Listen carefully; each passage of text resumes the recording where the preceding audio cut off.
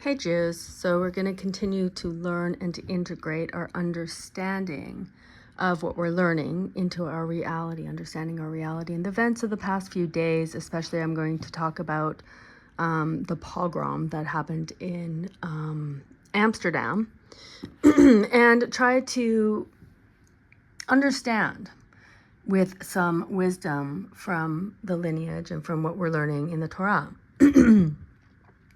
So again, the last few videos that I've made have been talking about consciousness and the difference between different levels of consciousness, from mineral to plant to animal to speaker to Israel.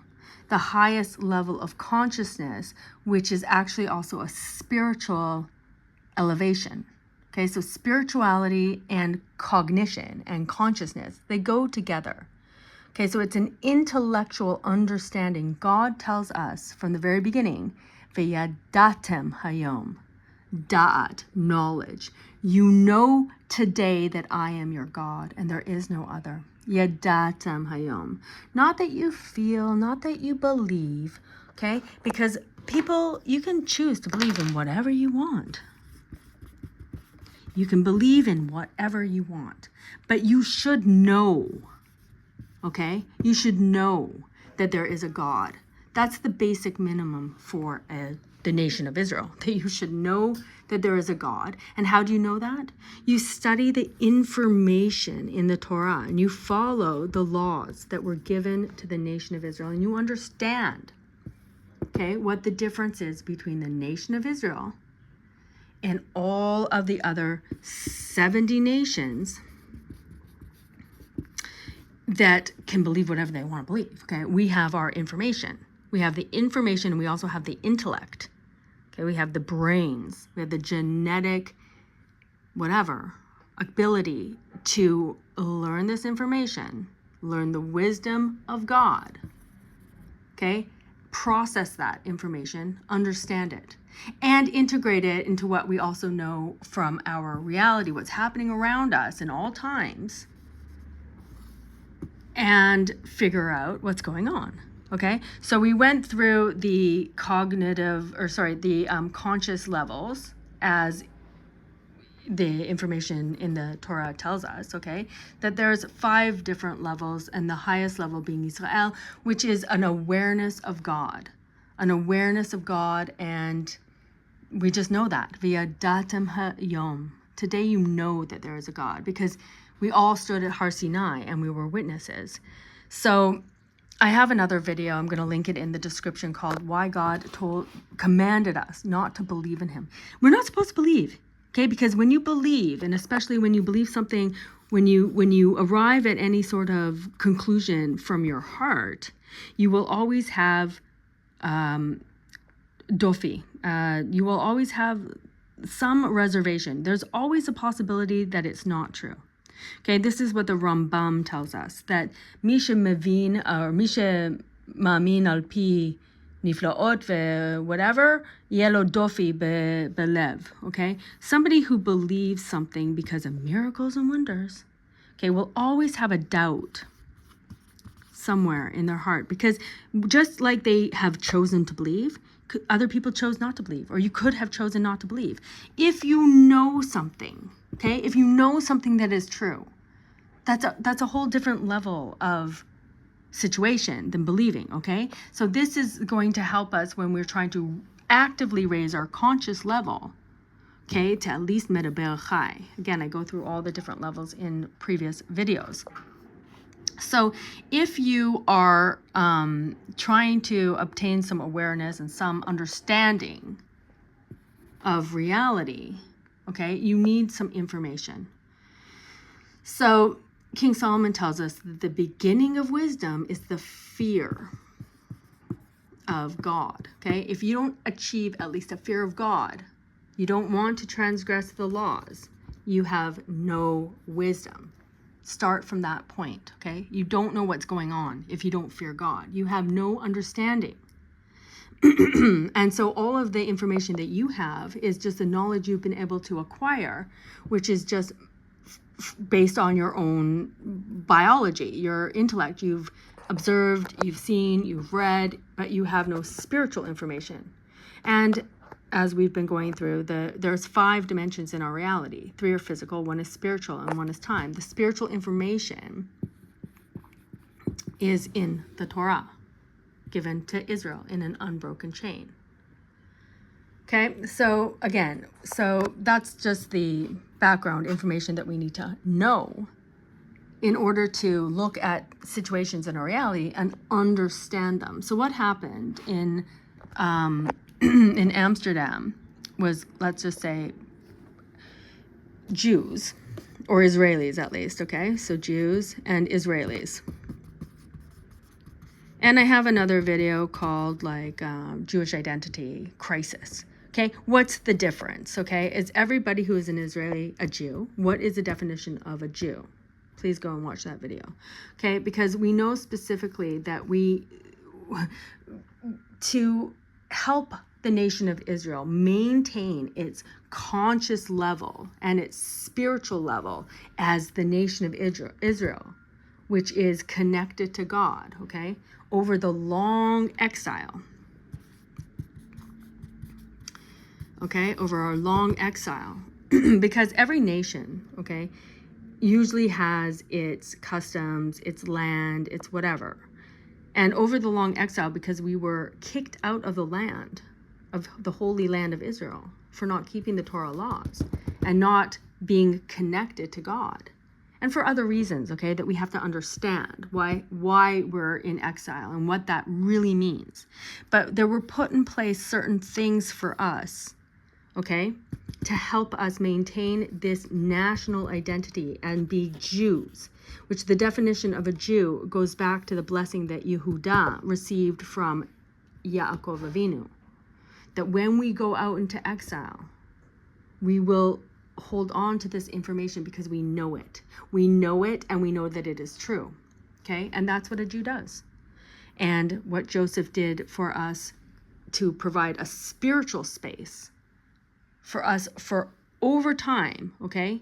No matter what's happening on the physical level, on the materialistic and physical level, no matter where you are, no matter what you're doing, whatever, you have this spiritual connection, something deeper to the nation of Israel. And the nation of Israel exists, connected. We're a connected nation, okay? Even though we are scattered in amongst the 70 nations, okay? So if a Jew doesn't assimilate and start believing what the other nations believe and doing what the other nations do, and not understanding and knowing that there is a God, not having this awareness of God, okay, then you somewhat are, or completely, disconnected from the spiritual nation that exists in every time. Hopefully I'm explaining this properly, okay? So this is what I understand, and you can see this in Tehillim also. So the nation of Israel exists on a spiritual level right now. What is going to happen, Bezrat Hashem, hopefully soon, is that the physical reality and the spiritual reality are going to combine, okay, when the nation of Israel, the spiritual, cognitive, conscious level, conscious people, okay, who know with absolute clarity that there is a God, okay, and they have a fear of God, and therefore they follow all of the laws, okay, and there's no confusion there. This nation is going to emerge also physically with a king when the king comes, kingdom. But I guess it's kind of like, when the student is ready, the teacher appears. When the nation is ready, the king will appear. We need to not only be a small number of Jews, okay, who are the nation of Israel in our time, existing spiritually, okay, practicing the laws, believing in God, knowing and understanding, obtaining the wisdom, integrating what we're learning into how we're behaving, trying to consciously reach this level, consciously understand, consciously purify our thoughts and our actions and our behavior, run everything through through our minds and understand, is this aligned with this information, what I think, what I believe, okay, or not? So for example, when you see a rise in anti-Semitism, we know that that's God calling his nation back. Don't be too assimilated. Okay, so if you're an Israeli in Amsterdam and you are there to be a soccer fan, okay, which all of these stuff, and we're not going to go into the spiritual side of that. Let's just say that's a complete distraction on this level, a physical, materialistic level, where we know that, first of all, a Jew is not supposed to be involved in that. Who cares what soccer, whatever? You're going to travel to outside of the Holy Land of Israel to go and cheer on your team. That's a complete bitul Torah. That's a waste of your time as a Jew, whose time should be spent, and you're commanded to spend your time learning this information in the Torah so that you can understand it, okay? So that you will grow your fear of God and understand, at least to have all your faith in God, okay? So that you know that. So when something happens, okay, you're not calling out to some other energy, other force, other anything to save you. Zionist state of Israel, for example, which I've gone into in many different classes. I'm not going to talk about this. The state of Israel does not keep the Torah laws. The state is not based on the Torah. It's not a state for the Jews. It's not the nation of Israel back in their homeland, okay, with the protection of God and where everything's going great. So when something happens and we see people say something like the difference between the 1930s leading up to the Holocaust and today in Amsterdam, where there's anti-Semitism and pogroms on the street, is that today we have the Zionist state of Israel who's going to save us. That's complete hearsay. That's kofrut. Okay, and unfortunately, I've seen a lot of religious Orthodox Jews say that. So, Ma'ayin Evo Ezri, where is your salvation going to come from? Is it from the state? You are a kofer in God. We know, the Jews know, this has never changed. The Jews know that their only salvation is in God. They only believe in God. Ein od milvado. There is no one but God. So if you are looking for the state to save you, then the state may or may not save you. That's your God. That's your God. Whoever you call out to when you are scared, when you are in danger, that's your God. And he may or may not save you. Okay? But the nation of Israel, who knows with a full and complete knowledge and trust, bitachon ve'emunah in God, knows that when they call out to God, God will save them. Okay, and we actually also saw this on October 7th, okay? Those who relied on the military, just like we see in the end time prophecies of Hosea 14. The people, by the way, Hosea ben, the son of Be'eri. Okay, so when we look at Kibbutz Be'eri, we see that his whole prophecy was about repentance. Okay, so the people who did cry out to God, a lot of the people that cried out to God on October 7th were saved. And you can go and hear their stories, their testimony.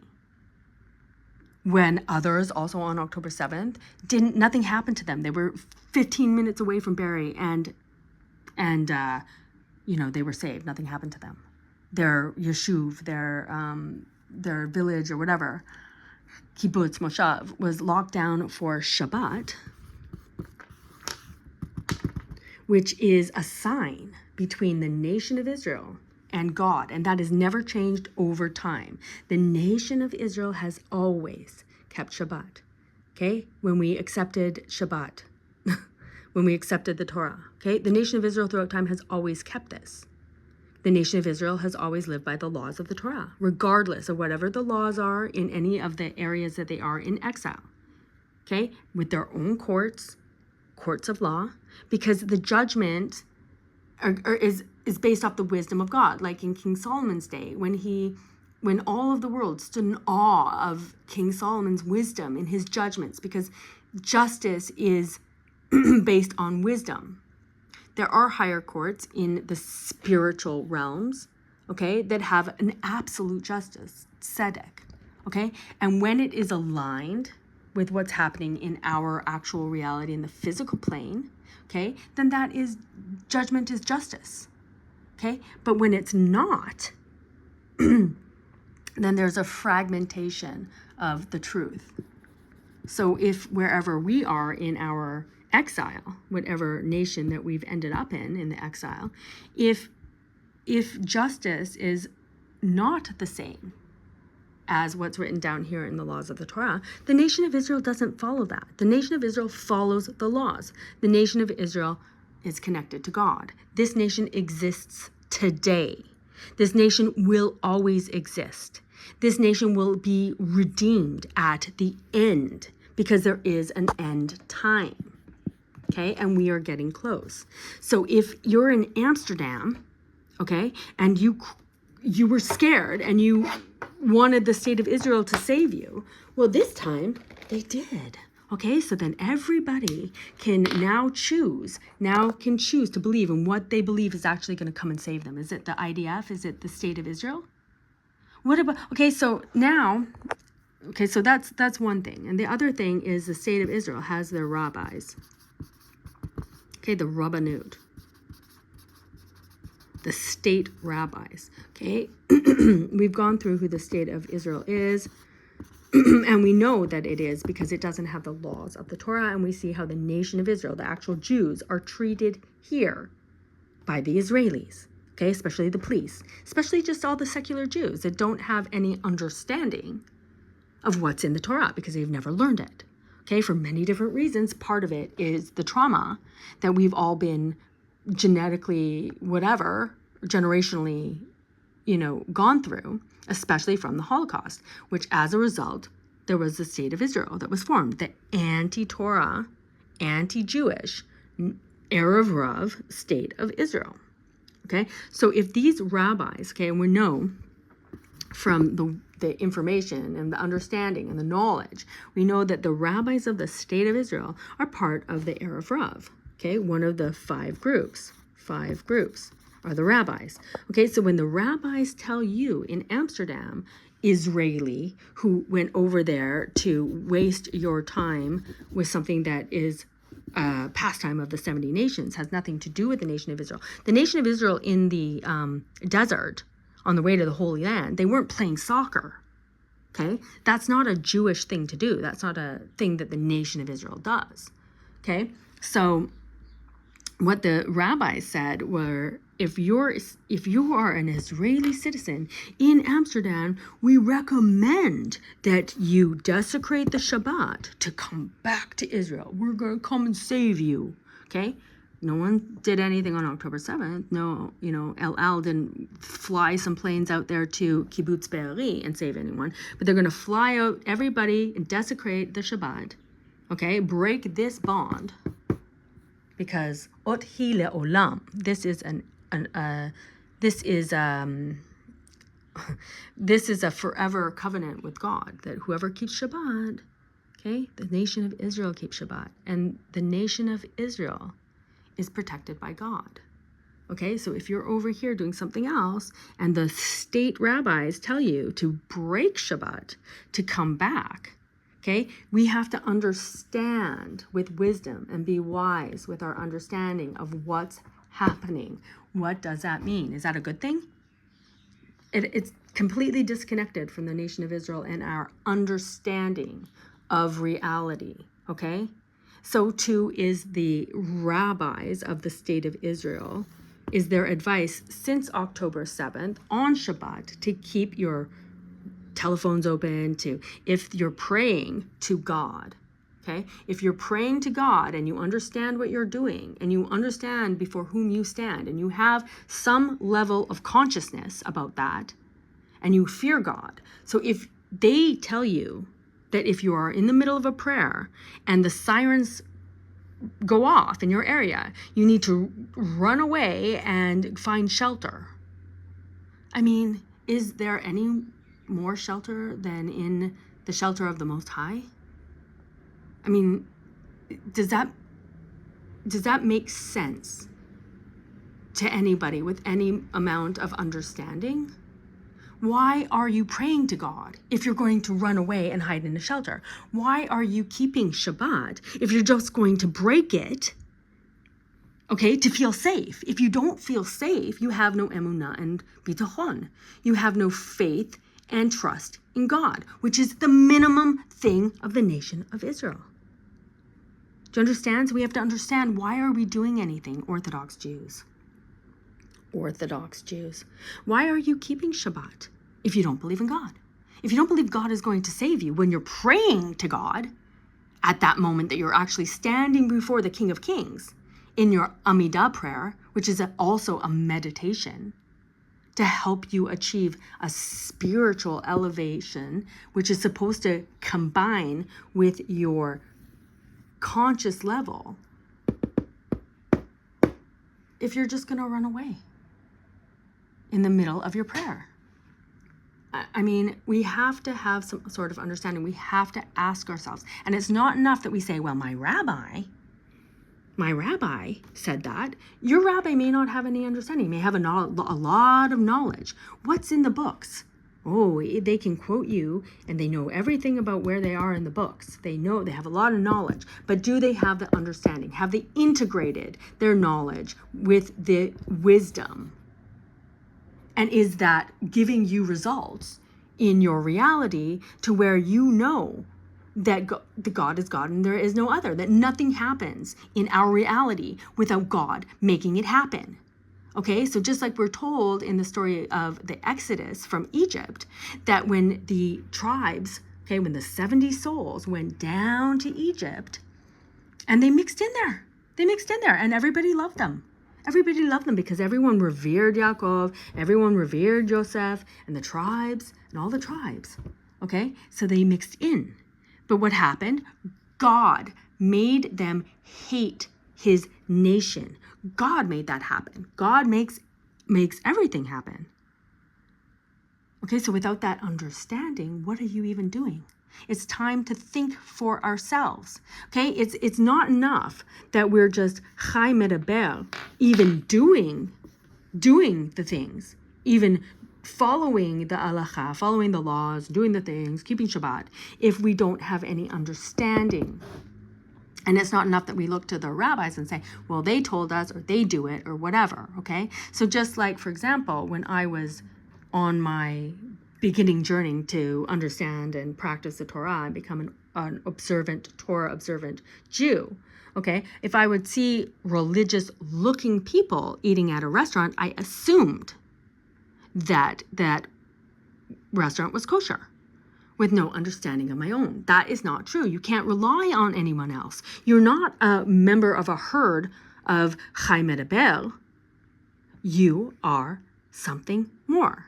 You are a higher level of conscious than just an animal being herded around by other people's information and their understanding, which may not be based on wisdom. And we can see this as we evaluate events of our current events, of our reality. Okay, like what's happening in Amsterdam. So anybody who is saying thankfully, they don't even say thank God there is an Israel. Okay, just if there was no Israel, we would be on our way to another Holocaust, right? Untrue. If we didn't take the vaccines, there would be a lot more people dead. Untrue. Where are you getting that conclusion from? Okay, so it's time to start integrating. It's time to start understanding and passing each thought that we have through our processor of understanding. Is it aligning with God's will? Is it aligning with the divine truth, which is in the Torah? Are we the nation of Israel, the elevated, holy, spiritual, conscious level of Israel that for sure is being protected by God, 100%? Okay, so when we see things also happening in places like Crown Heights or whatever, we have to investigate and understand, are those the nation of Israel, people following the Torah? Or are they following something else? Some other philosophy or belief in any other person or whatever. Where is their salvation coming from? Because I know that a lot of people in Hasidic cults think that their salvation is going to come from their Rebbe or their tzaddik and not God. Okay? And that's kfirut. That's hearsay. So hopefully this is helping to understand situations with some wisdom and knowledge of what's going on. Okay? We know now more than we knew before about the New World Order and one of the 19 centers for the New World Order. So hopefully having the full information and knowledge, okay, is going to help us understand with wisdom and be wise with understanding. Ein od milvado, there is nothing other than God, okay? God is running everything. There's nothing that happens without God knowing about it and doing it. God caused his nation to be hated in Mitzrayim. No Jew, excuse me, should be wasting their time doing things. We're not supposed to mix in. We're supposed to separate. Have a mavdil ben kodesh lechol. Have a mavdil ben Yisrael v'kol ha'amim. Okay? Having a separation, making and understanding the separation between holy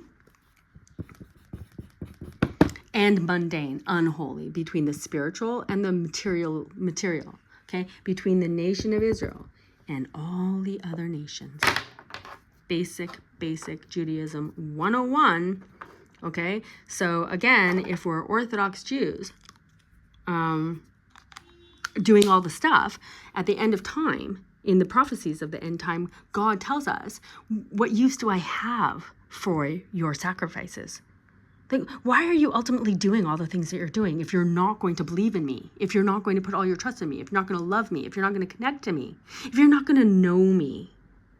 Why are you doing anything?